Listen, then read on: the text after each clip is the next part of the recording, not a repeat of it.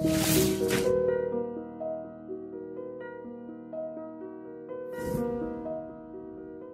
this is Ram Gopal Verma and congratulations to iDream for reaching 1 million subscribers. అంటే తెలంగాణలో అంటే రాష్ట్రం విడిపోయిన తర్వాత ఈ ఒక సామాజిక వర్గమే ఎక్కువ పదవులకు పొందుతుందనేటువంటిది మీ విమర్శ. గతంలో కూడా కాంగ్రెస్ హయాంలో కూడా ఒక సామాజిక వర్గం ఎక్కువ డామినేట్ చేసేది, అది పోయి టీఆర్ఎస్లో ఒక సామాజిక వర్గం అట్లా లేదండి. సంజీవయ్య గారు కూడా ముఖ్యమంత్రి అయ్యారండి. డాక్టర్ సంజీవయ్య గారు కూడా ఈ రాష్ట్రానికి ముఖ్యమంత్రి అయ్యాడు. అయిన తర్వాత ఆయన రెడ్డి అని చెప్పుకున్నాడు, కానీ అంజయ్య కూడా పేదరికంలోకి వెళ్ళి వచ్చినాడు. అయిందా లేదా? కానీ మీరు ఒకటి చెప్పండి, అంటే కాంగ్రెస్లో యు ఆర్ ది విక్టిమ్, ఏది అగ్రవర్ణ రాజకీయాలకు బలైపోయిన వాళ్ళలో మీరు ఒకళ్ళు కాదంటారా? నేను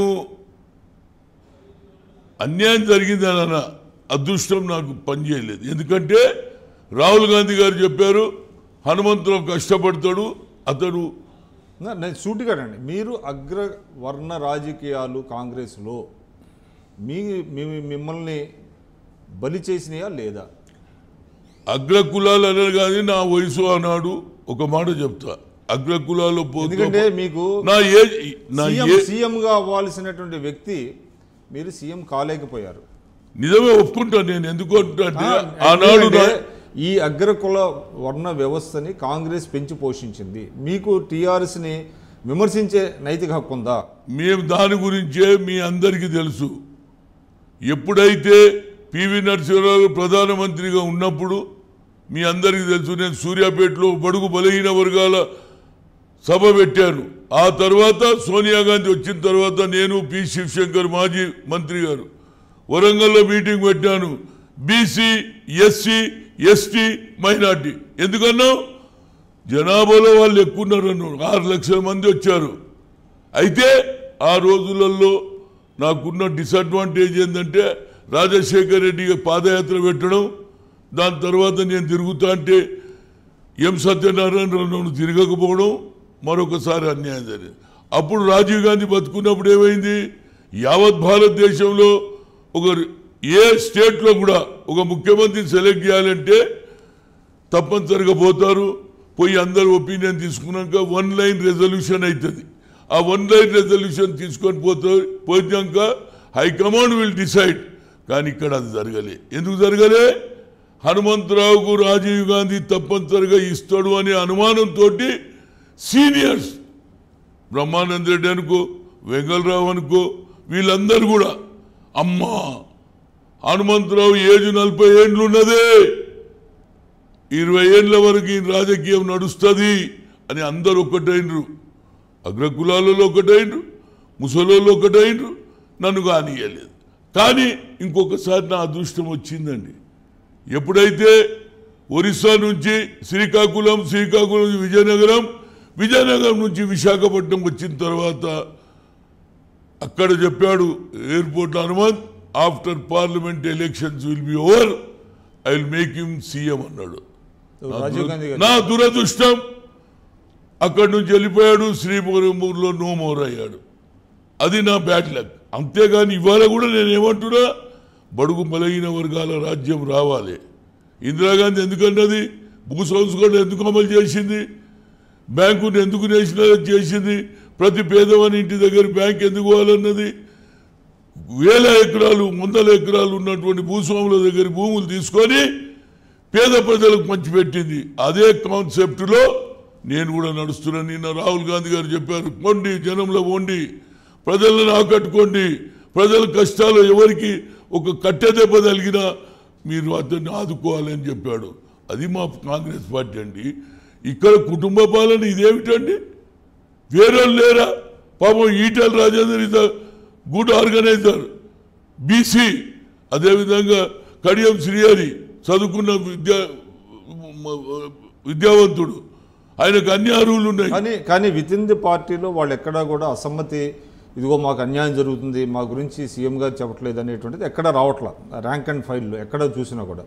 బట్ వేరాజ్ మీరు ప్రతిపక్షంలో ఉండి కూడా ఇవాళ అనేక గ్రూపులు తెలంగాణ కాంగ్రెస్లో కనిపిస్తున్నాయి. చూడండి, మీరేమనుకుంటున్నారు? ఏది వాళ్ళ దాంట్లో ఎలాంటి ఆలోచన లేదు, ఎలాంటి ఫీలింగ్ లేదు అనుకోవడం పొరపాటండి. ఒకటి నడుస్తుంటే, ఆధిపత్యం నడుస్తుంటే మీరు గ్రామాలలో చూడండి, ఊర్లో పటేల్ ఉంటాడు అనుకో, ఒక కావలోని పిలిచి నోటికి వచ్చి తిడుతుంటే, పటేలా నువ్వు తిట్టకుంటే ఎవడు తిడతాడు? పటేలా నువ్వు అన్నం పెడతావు? పటేలా మాకు పోషిస్తావు? పటేలా అంటాడు. కానీ లోపల వానికి మండుతుంటుంది, అరే నాకు సమయం వచ్చినప్పుడు నీ పని చేస్తారా. అదే ఉన్నది ఇవాళ. కేసీఆర్ దగ్గర మా కేశవరావు గారు పోయిండ్రు, మా డి శ్రీనివాస్ పోయిండు. ఇక్కడ ఉన్నప్పుడు ఆల్ ఇండియాలో కాంగ్రెస్ పార్టీలో ఏది స్వాతంత్రం ఉన్నది, ప్రజాస్వామ్యం ఉన్నది. అక్కడ స్వాతంత్రం లేదు, ప్రజాస్వామ్యం లేదు. కేశవరావు గారు మా పార్టీలో ఉంటే ధైర్యంగా యాడ్ బీట్ అనేది. ఇప్పుడు యాడ్ లేదు, బీట్ లేదు, ధైర్యం లేదు. ఎందుకంటే అక్కడ డిక్టేటర్షిప్ ఉన్నదండి. ఇది డిక్టేటర్షిప్ అంటారా, లేకపోతే ప్రాంతీయ పార్టీలో ఉండేటువంటి ఒక అంటే దాని యొక్క స్వరూపం అంటారా? ఇన్ఫీరియారిటీ కాంప్లెక్స్ ఉన్నోడు ఆధిపత్యం నడిపించుకోవాలని చూస్తాడు. ఎందుకంటే ఏ కదలికి వచ్చినా చినుకు పోయి వాన పోయి, వానతో పాటు సునామీ వస్తుందనే భయంతో ఉన్నాడు కేసీఆర్. చూడండి, దిస్ ఇస్ మై ఛాలెంజ్, దీనికి ఎంత పెట్టన్నా కడతా. ఈ 2 నెలలలో కూడా చీలికలు రాకపోతే పార్టీలో ఇంత అవమానాలకు వర్తించి ఎవడు ఉండలేడండి. ప్రతి ఒక్కరు కూడా తెలంగాణలో పౌరుషం ఉన్న వ్యక్తులు, తెలంగాణ గురించి ఎన్నో ఏళ్ల నుంచి కొట్లాడిన వ్యక్తులు, సామాజిక న్యాయం జరగాలని ఆలోచన చేసిన వ్యక్తులు, గద్దర్ లాంటి వ్యక్తులు, పాటలలో ఉత్తేజపరిచిన వ్యక్తులు, ఇలాంటి చాలామంది ఉన్నారు. కోదండరామ్ ఉన్నాడు, కోదండరామ్ కూడా ఫైట్ చేశాడు సామాజిక తెలంగాణ రావాలని. ఇవాళ ఏమవుతుందండి? ఏ పేరుకి అట్లా మంత్రి ఇస్తాడు. అక్కడ ఎస్సీకో మంత్రి ఇచ్చి ఒక మహిళ ఉన్నదండి?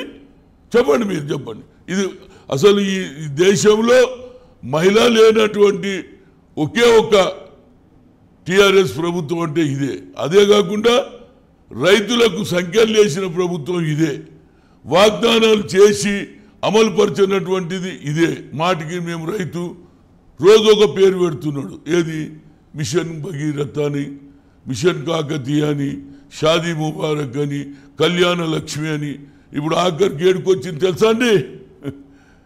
పిల్లలకు కిడ్స్, చిన్న పిల్లలకు మంచిది కాదంటారా స్కీమ్? పేరు కేసీఆర్, ఏ పేరు దొరకక కేసీఆర్ కిడ్స్ అంటుండు. ఇది మంచిదే, కానీ కేసీఆర్ గారు ఎక్కడ చూడు విచ్చల విడిగా. సుప్రీంకోర్టు ఆర్డర్ ఏమున్నది? రహదారుల మీద విస్కీ అమ్మొద్దని. ఇవాళ మన రాష్ట్రంలో నేను మొన్న పోతున్నా, ఏది సంగారెడ్డి పోతుంటే 2 పక్కల విస్కీ షాపులే. అంటే నా భయం ఏముందంటే, ఇక ఏ పేర్లు దొరుకుతలేవు కదా. మిషన్ భగీరథ అయిపోయింది, మిషన్ కాకతీయ అయిపోయింది, షాదీ ముబారక్ అయింది, కళ్యాణ లక్ష్మి అయింది. ఇక ఏ పేరు దొరకకపోతే ఇక కేసీఆర్ తన కిడ్స్ పెట్టుకున్నాడు. కేసీఆర్ విస్కీ కూడా వస్తుందని నేను అనుకుంటున్నాను. ఎందుకంటే కేసీఆర్ పేరు ఉండాలి కదండి ప్రజలలో. ఆ విస్కీ కూడా ఇప్పుడు అమ్మిపిస్తున్నాం. తన పేరు పెట్టుకుంటే తప్పేమున్నది, పెట్టుకుంటాడు అనేది నా ఆలోచన. ఎందుకంటే తాగేవాడు తాగితే కేసీఆర్ విస్కీ తాగితే కిక్ ఎక్కువ ఉంటుంది అని. ఎందుకంటే ఆయన కేసీఆర్ తెలంగాణ తెచ్చిన నాయకుడు, ముఖ్యమంత్రి అని చెప్పుకుంటున్నాడు. నాకు కూడా ఆయన ఏదైనా విస్కీ తాగితే నాకేదైనా పదవి వస్తుందని ఆలోచన వస్తుందని దానికి డిమాండ్ పెరిగేటట్టున్నది. అదే కాకుండా జూబ్లీహిల్స్లో నేను చూశాను, టానిక్, విస్కీ పేరు లేదు, టానిక్ అంటే నేను ఐ వాజ్ సర్ప్రైజ్. ఎవరైనా టానిక్ అంటే మందుల షాప్ అని పోతే అన్ని ఇంపోర్టెడ్ విస్కీలు, బ్లూ లేబుల్ అని, జానీ వాకర్ అని, గోల్డ్ లేబుల్ అని, గ్రీన్ లేబుల్ అని చూస్తే నేను షాక్ అయినా. పేరేంద్ర అంటే టానిక్. సో కేసీఆర్ విస్కీ వస్తే తప్పేముందండి, పెడతాడు. ఎందుకంటే ఆయనకు వ్యామోహం పెరిగింది. నేను తప్పితే ఏమి లేదు, నేను లేకుంటే ఏమి లేదు. ఇవాళ గతంలో ఉన్న వాళ్ళని ఎప్పుడన్నా నువ్వు జ్ఞాపకం చేసినావురా? ఎన్నేళ్ళ నుంచి కొట్లాడుతున్నారు, ఎన్నిసార్లు జైలుకు పోయినరు? నువ్వు ఒక్కరివే తెచ్చినావు తెలంగాణ? ఒక్క ఎంపీ తెచ్చిండా? మేమందరం కొట్లాడినాం, సోనియా గాంధీ చెప్పినాం. Hello everybody, this is me Noel. 1 million subscribers reach అయిన శుభతరుణంలో నా శుభాకాంక్షలు తెలియజేస్తున్నాను. iDream 1 million subscribers ki reach అయ్యిందండి. Congrats to iDream Media on reaching 1 million subscribers. iDream Media వాళ్ళు 1 million subscribers reach చేసినందుకు all the best and congratulations to you. Congrats iDream. Keep up the good work and continue to entertain.